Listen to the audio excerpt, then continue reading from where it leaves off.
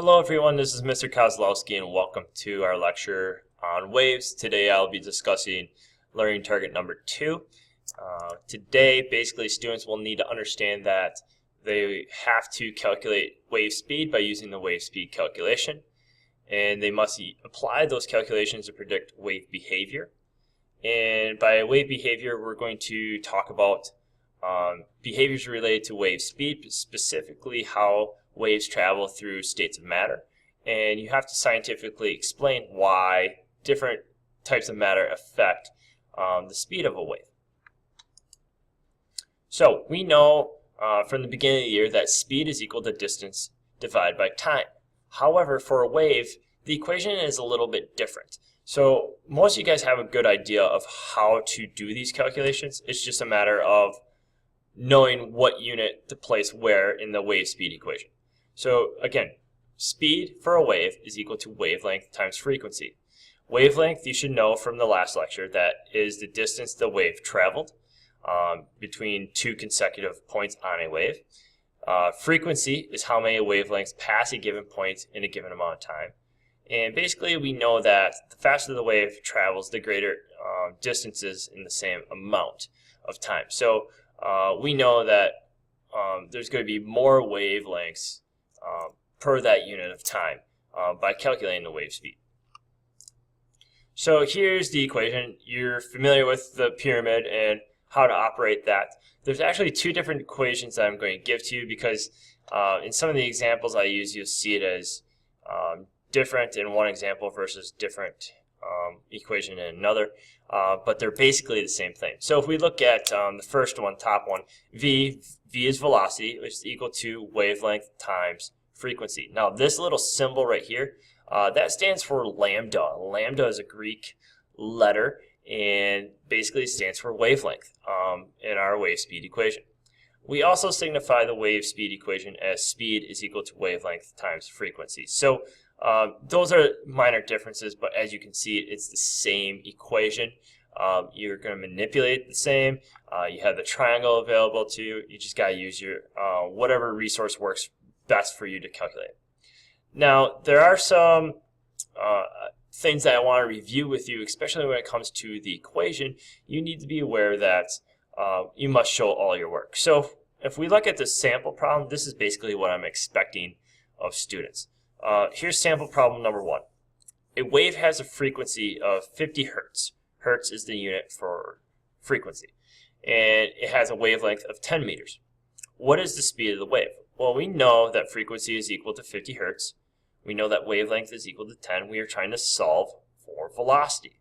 So if we're looking for that, velocity is the same thing as speed, basically, in our terms of how we're going to discuss it. But if we cover up speed, we know that we're going to simply take wavelength times the frequency, and we're going to get a unit. So we have velocity is equal to wavelength times frequency. Take 10 meters times 50 hertz. That is going to equal 500 meters per second. So again, speed, the equation, the units for the equation are going to be the same. And again, we're going to stress showing the work here. So make sure you show all the units, the equation you plan on using, what you calculated, and then obviously the solution. Those are the 4 things I'm going to be looking for in a problem.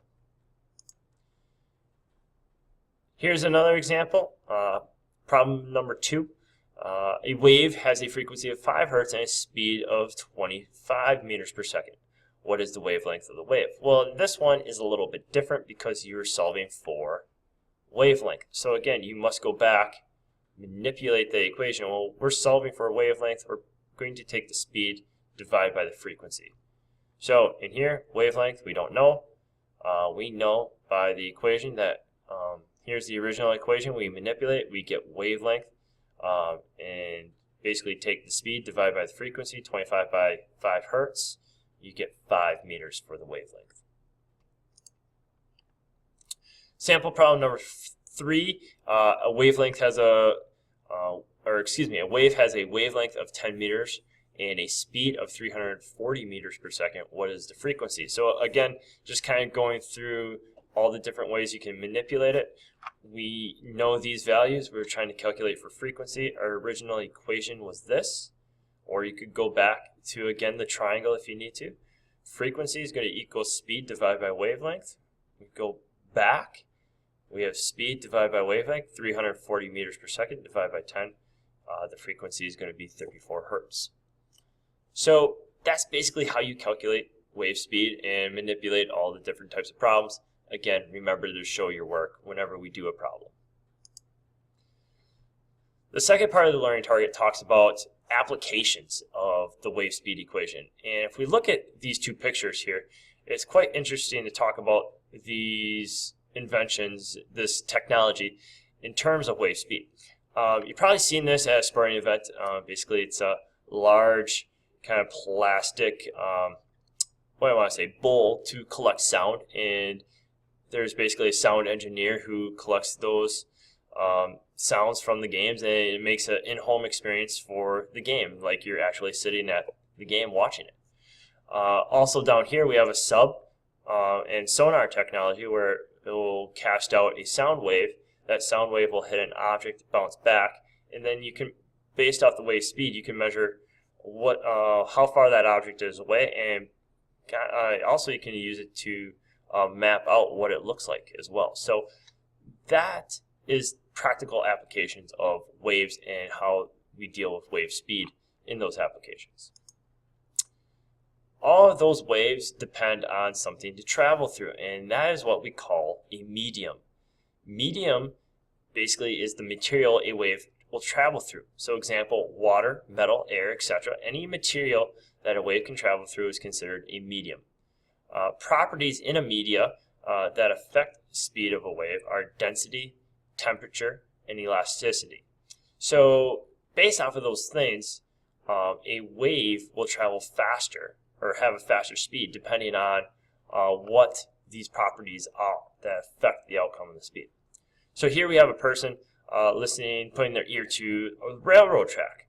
And why do they do that? Well, essentially that those particles in the medium are going to vibrate, and you can actually hear a train coming down the tracks before it's even at your position. So understand that these properties, density, temperature, elasticity, they're going to be used to help calculate and determine wave speed in a medium.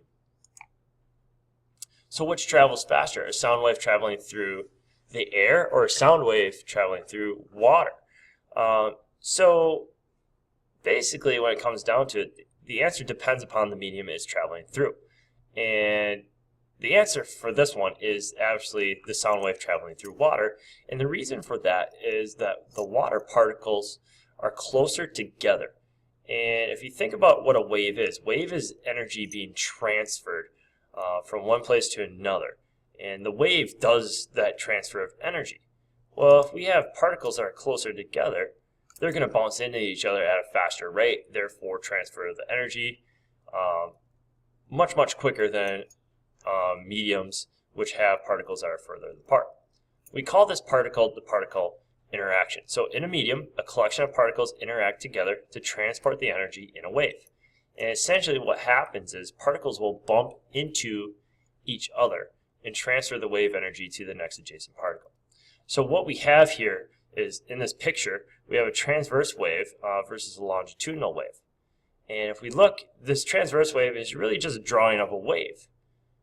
It doesn't really signify that energy is transferred through any type of medium. However, when we look at the bottom part of this graphic, you can kind of see these little dots. Well, those little dots represent particles, and you can see that there's areas where they are closer together and further apart that correspond with this top wave. Well, at those points, that is where the particle-to-particle interaction occurs.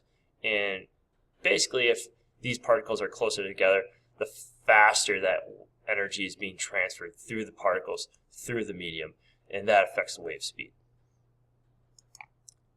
So to review, basically a few things with learning target number 2. Number 1, you must use the wave speed equation properly to calculate speed of the wave.